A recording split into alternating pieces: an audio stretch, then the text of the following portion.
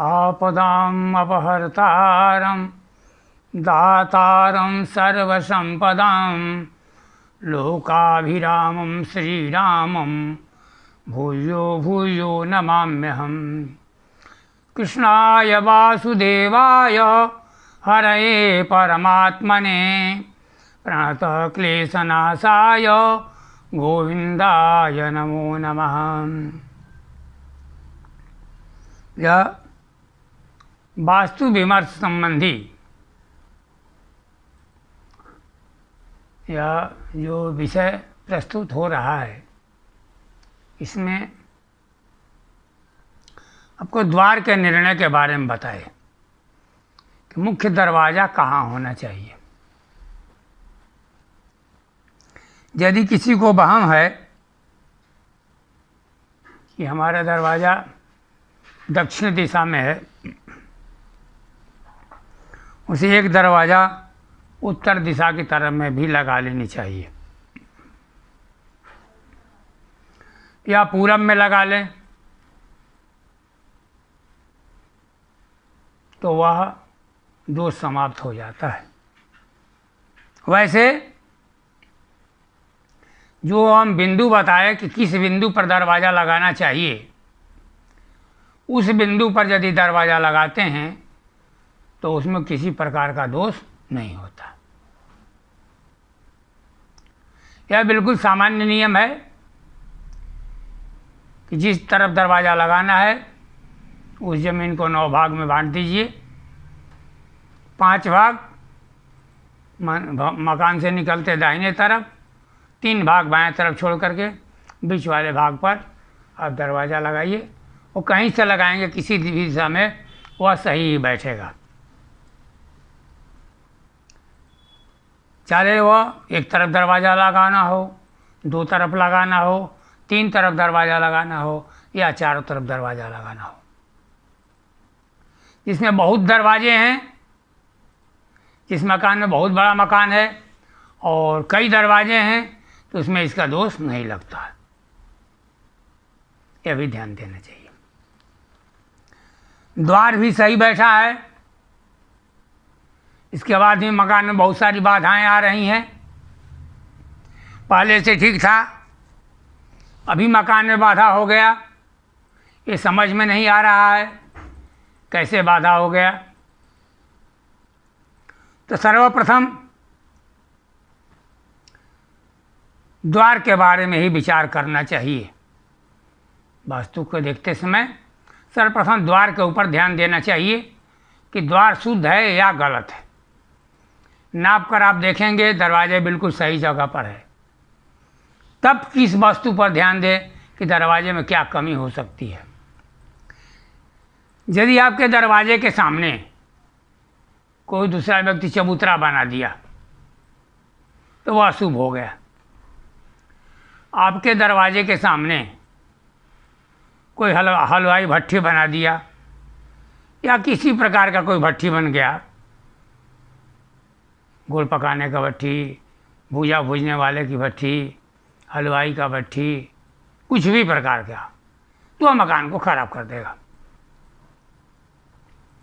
दरवाजे के सामने बिजली का पोल हो गया, टेलीफोन का पोल हो गया, वह खराब हो जाएगा मकान। दरवाजे के सामने जानवरों को बांधने वाला खूंटा यदि गाड़ दिए तो वह मकान को खराब कर देगा। कोल्हू गाड़ दिया कोई आपके मकान के सामने, चापाकल गाड़ दिया आपके दरवाजे के सामने, तो मकान को खराब कर देगा। आपके दरवाजे के सामने हमेशा कीचड़ रहता है, पानी बहता रहता है, आपके दरवाजे के सामने कुआं हो गया, तो ये सब जो है वास्तु को खराब कर देता है। ठीक दरवाजे के सामने किसी भी देवता का मंदिर हो जाए तो अभी मकान मालिक के लिए खराब हो जाता है। इसलिए सर्वप्रथम ये सब द्वार संबंधी चीज़ों का विचार करना चाहिए। इसे द्वार वेद कहते हैं। आपको इसका पता नहीं चलता है, आपके दरवाजे के सामने किसी दूसरे का ज़मीन है और वह अपने गाय का खूंटा गाड़ दिया, अपना बोरिंग करा दिया, बिजली का पोल गाड़ दिया, तो आपका मकान के लिए अशुभ हो जाता है। वही यदि आपके मकान के ऊंचाई से ज़्यादा दूरी पर हो तो उसका प्रभाव नहीं पड़ता है। लेकिन पता चला कि 10 फुट की गली है, 5 फुट की गली है, आपके दरवाजे के सामने बिजली का कोई पोल गाड़ दिया, चापाकल गाड़ दिया, खूंटा गाड़ करके गाय भैंस बांध रहा है, वो आपके उन्नति के लिए बाधक बन जाएगा, उसमें आपके लिए नुकसानदेह हो जाएगा। इसलिए सर्वप्रथम द्वार के बारे में विचार करना चाहिए कि द्वार सही हो, सही जगह पर लगा हो और दरवाजे के सामने दरवाजे का भेद करने वाला कोई न हो। ऐसा भी कोई दूसरे का मकान न हो जिसका मकान का कोना आपके दरवाजे के सामने आता हो। मकान का कोना, जहाँ से मकान घूम रहा है, कोना है वो आपके दरवाजे के सामने है, वो अभी आपको भेद करेगा। दरवाजे के ठीक सामने से कोई रास्ता आ रहा है, वो अभी आपके मकान को भेद करेगा, मार्ग भेद हो जाएगा। तो ये सब चीज़ों को ध्यान देना चाहिए।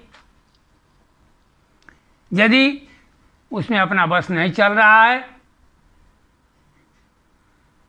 आप उसे हटा नहीं सकते, तो क्या करना चाहिए? किसी सुयोग्य वास्तुशास्त्री से उसे दिखा करके और उसे निवारण का उपाय करना चाहिए कि कौन सा उसमें उपाय कर दें उस भेद का निवारण हो जाए।